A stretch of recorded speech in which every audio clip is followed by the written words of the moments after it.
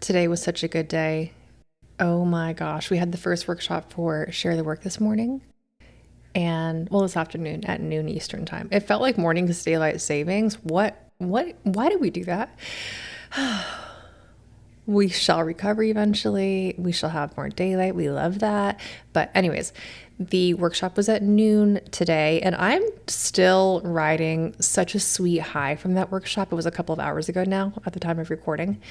Join us tomorrow, please. This is a free workshop that I offer to the creatives who feel a little bit of need for community and support and just a voice in their ear that might be helpful as we move together through this strange world of 2025. It's weird. It's wonderful. We love it. And thankfully, there are so many things that we can settle into as creative entrepreneurs that let us have so much confidence in the sustainability of our businesses. I know you're not hearing that everywhere. I know you're probably hearing the opposite everywhere, but please know that that is true. And on that note, I have a bit of a hot take that is quite countercultural. I have a hot take because I'm really, really tired of hearing this. My art is too difficult to sell. I hear that so often. I hear that, whether it's those exact words or it's words that are so similar to that, your art is not difficult to sell. Your art is not too hard to sell. Your art is not too niche. Your art is not too nuanced. Your buyers are not that dumb. They are so intelligent, and they are here for your work. Now, what is the problem is maybe you're approaching this entire thing without settling your heart and mind on the intrinsic value that your art currently holds. The creative work that you do, whether it's paintings, drawings, music, poetry, anything that you create with your two hands, with your heart, it holds so much value. It has so much intrinsic, precious value wrapped up in it. What we're going to talk about today is centering our hearts and minds on the value that our work holds, because we can't begin marketing, we can't begin sharing our work and expecting anything good to come of it until we do this one step. It's the most important step. It's the most foundational step.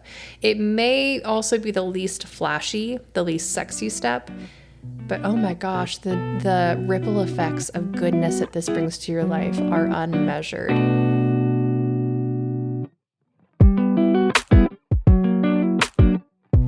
Welcome to the Do It for the Process podcast. I am your host, Emily Jeffords. I've been a professional artist for, my whole life. If you count being professional as selling your work, then since I was a kid. But my real first professional art show was when I was an undergrad in college, getting my bachelor's of fine art. And I had my first art show. That is the art show in which I was told that my sales goals were too high. My dreams were a little bit too lofty, and I needed to, realign my expectations with reality. And to that I said, absolutely not. I will not be doing that. Why not aim a little high? And I'm so glad that I listened to my intuition, because what I learned in that is even if you aim a little bit high, and even if you don't meet your goal, hey, that's completely okay. We've talked about that in this podcast before so many times. Goals are here to be guideposts. They're here to be those markers that say, hey, come this way, head this direction. You're aiming yourself in this way energetically. They're not meant to be checked off. That's so silly. So I didn't heed the advice of my professors, and I kept my sales goals just where they were. I kept my prices where they were. And I'm so glad that I did, because what I learned in that is I can depend on myself. You can depend on yourself. I could depend on my creative work. I could depend on my buyers. I could depend on myself to get creative with how I marketed my art shows, and that's carried me through for the rest of my entire career. And to be fair, I was only able to have that level of audacity because I had spent 4 years devoting myself to my creativity. I knew my work was good. I also had a healthy dose of, 21-year-old naivete. So there is a large part of that, but that was so foundational in teaching me that no one was going to catch me but me. Nobody was going to chart my path but me. And if I wanted to find mentors, I needed to look for people that were also succeeding in their creative work, which wasn't as hard to find as I expected. I just had to get creative about where I looked. It wasn't the most obvious spaces around me because my mentors that were close by were professors, and they were there to teach me how to create really good work, which they did. They were excellent painting instructors, lithograph instructors, calligraphy instructors. They were very, very good at their jobs, but their job wasn't to be professional in the art of selling art. So I learned that the hard way, a lot of trial and error, early soaking up mentors in different industries. This is back in, the early days of the internet, essentially, and looking for mentors that were in neighboring fields because it was really, really hard to find mentors that could teach me how to sell art. And it still is, which is one reason that I'm passionate about sharing what I've learned. I've grown my studio every single year to be this beautiful, vibrant space that sells originals and prints and workshops and retreats and courses and classes and products like the affirmation cards and candles and note cards. We do shows, we do live events, we do a lot of online sales. And that would never have happened had I stopped trying when I was told to. So if you're feeling that internal struggle, that internal push and pull, please know that you can depend on yourself. And please know that there are people out there, me being one of them, that will help you do this. This week I'm offering a free workshop, Share the Work. Join us. It's totally free. You have nothing to lose. And then the more important and more life-changing thing is coming up on Thursday. On Thursday, Doors to Making Artwork open. And this course is documented, certified, tried and true. It will change your creative career for the better dramatically. I've watched it happen to thousands of artists that have gone through this course, and watching them go through their careers confidently, knowing that they can depend on themselves, they can depend on their creative work, their business is functioning and thriving. It isn't as hard as you expect to run a creative business. It's not draining. You do not have to go through burnout. You can do this sustainably. You can do this joyfully and beautifully, showing up as you want to year after year, reiterating and growing year after year too. We are not stagnant. We are not machines. We are not robots. I tell myself this quite a lot. We're full-hearted, beautiful creatives that are offering something really, really needed to the world. Creativity is needed now more than ever. I say that every year, and every year it becomes more true. So let yourself live boldly, let your work live boldly. Let's talk about this inside of this podcast, and then let's really dig into it and get into the weeds inside of making artwork. I love weeds, by the way. When I say that, it is not a drudgery or a boring thing to me. It's the good stuff. Let's get into the sustainability of running a creative business in 2025 because it's multifaceted, it's complex, it's vibrant, there's a lot of moving parts. You are now the one in charge of progressing your creative career, which can take a lot of energy if you don't know what to do or how to do it. So Making Artwork steps in as your companion in that, your studio companion. Okay, inside of Share the Work this week, we are talking about how to share your work more effectively, how to begin growing a business around your work. So today's content that we talked about in the workshop today, which was so sweet, go watch the replay, it was so good. It's all about knowing deep, deep, deep down that your work is so good. Back to that limiting belief, back to that lie that we hear so often internally, and people often say it out loud, and you're like, oh my gosh, me too, is that my work is hard to sell. It's hard to sell art. It's hard to make a business around art. It's hard to find buyers. It is not. Please hear me when I say this. It's not hard. And I know you might be rolling your eyes being like, Emily, I've tried it. It is hard. You're not wrong. It can be really hard to sell your art if you're doing it wrong. And that's why Share the Work is here. That's why Making Artwork is really here. Will really, really make this simple and clear for you. But this week inside of Share the Work, we're talking about how to share your work effectively. And today we're talking about how to feel comfortable doing that, because I think the thing is, if you begin sharing your work prematurely, you're extremely likely to run into burnout and to run into imposter syndrome and to run into that vulnerability hangover that you sometimes hear about, where you shared something before you were ready to share it. We don't want that. You also run the risk of sharing your work when you emotionally are ready to share it, but your work isn't ready. Maybe it's not refined enough. Maybe it's not, I don't want to say qualified to be seen, because I have sold some paintings that I look back on and I'm like, oh my gosh, that was not good. But don't tell my collectors that. I love all my paintings so much, but some of them are definitely markers in a journey. And I think that's beautiful. And those buyers have those pieces in their homes and they love them. And I love that.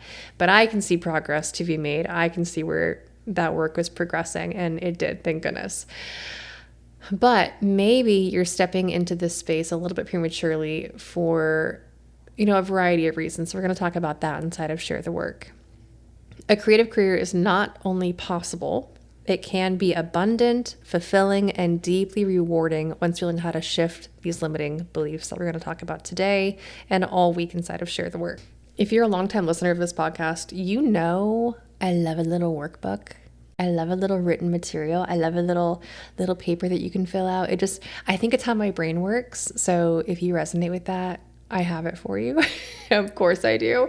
Click the link below that says Share the Work, and you can get access to the replays, the live workshops, which happen every day at noon, and of course, a little workbook every day. The one that I'm referencing today is called How to Create Art That Will Sell. We love knowing that. We love that confidence. And while some doubts and fears around sharing your work will never ever go away, I wish they would. I've been doing this for long enough that they should be gone by now, but no, they're not, because we're creating things that matter, creating things that are vulnerable, creating things that are expressions of our souls.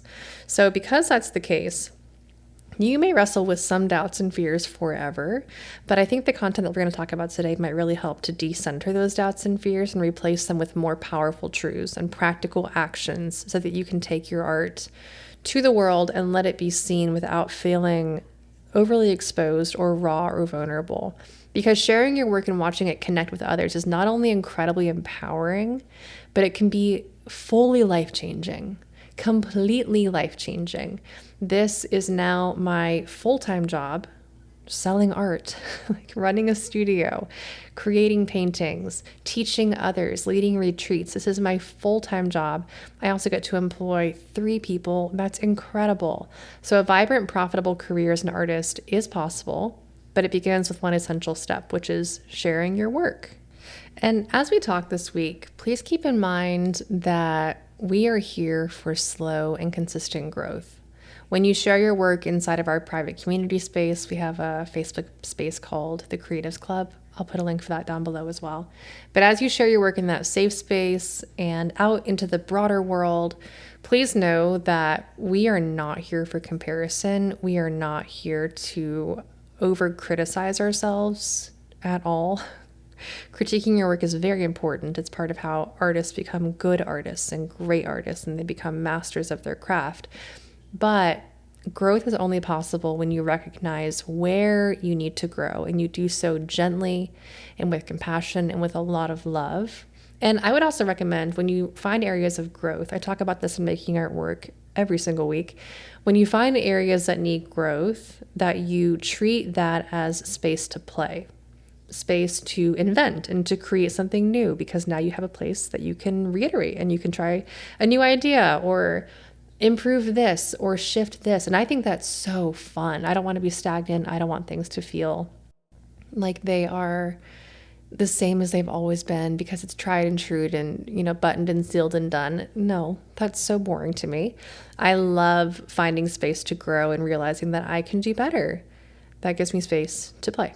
So rather than getting overwhelmed by criticism or self-doubt, let's take a much more effective and way more compassionate approach, and let's meet every place of need and growth with intention and love, and let's grow together.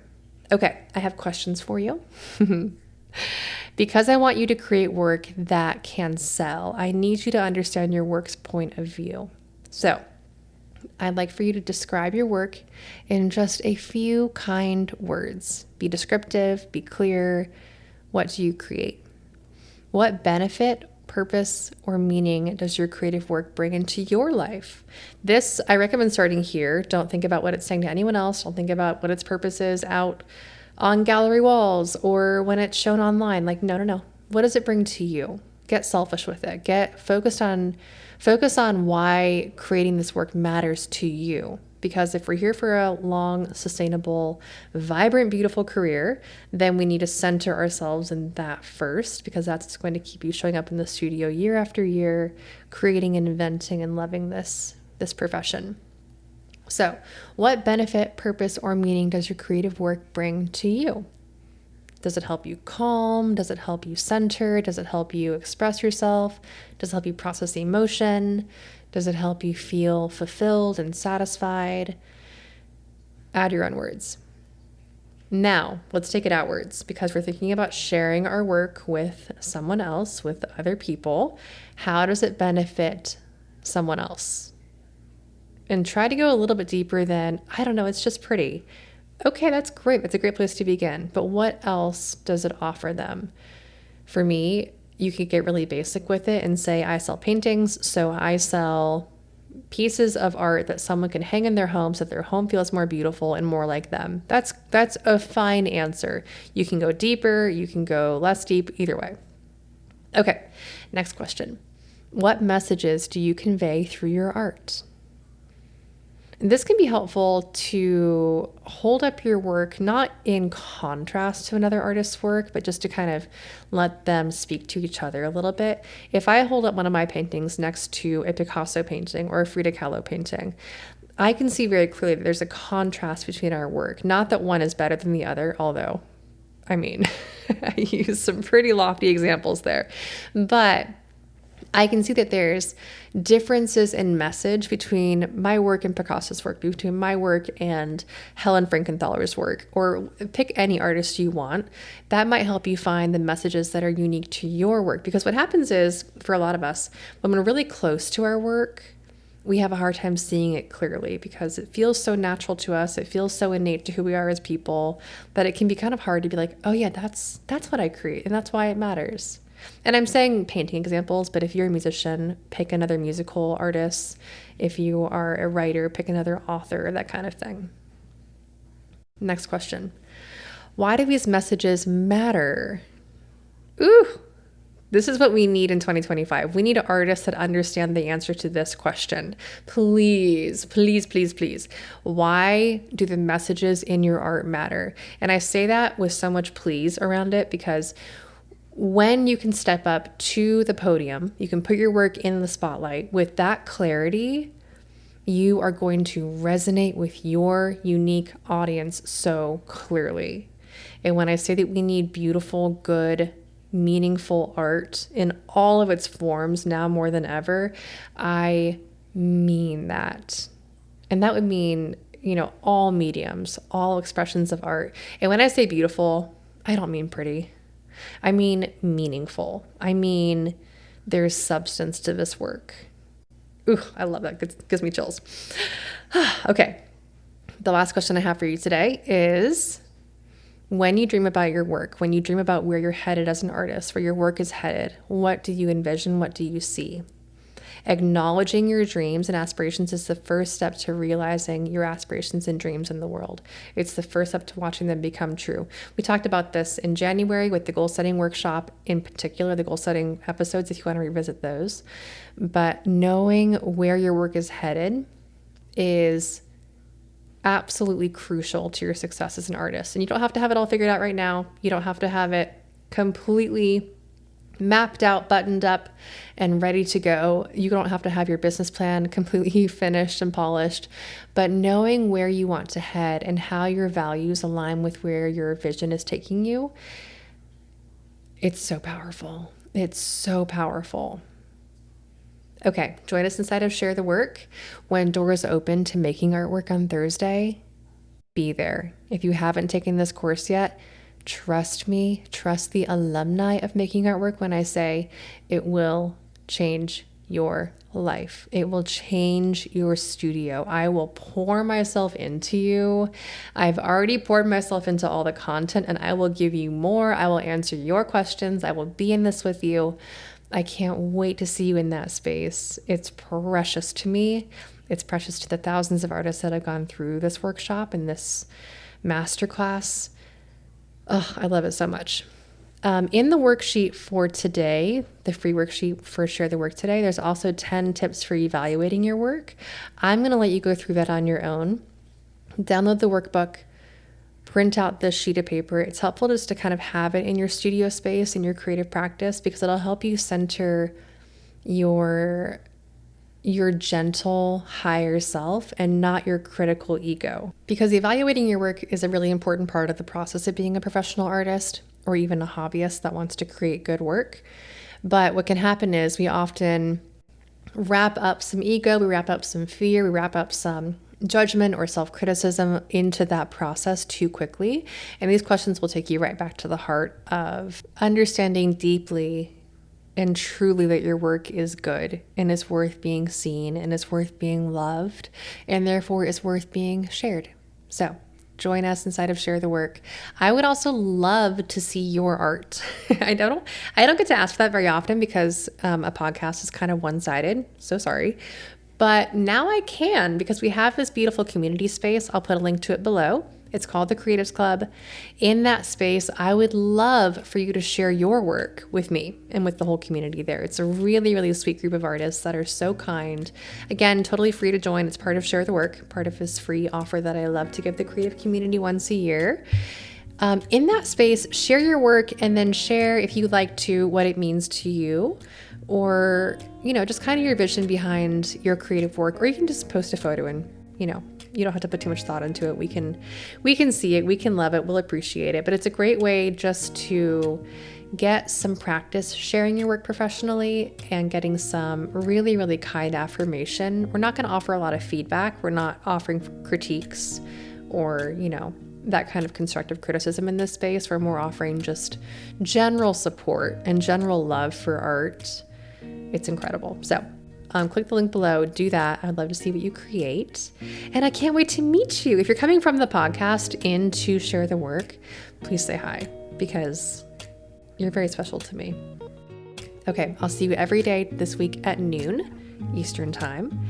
And then on Thursday, I'll see you inside of Making Art Work. All right, bye for now.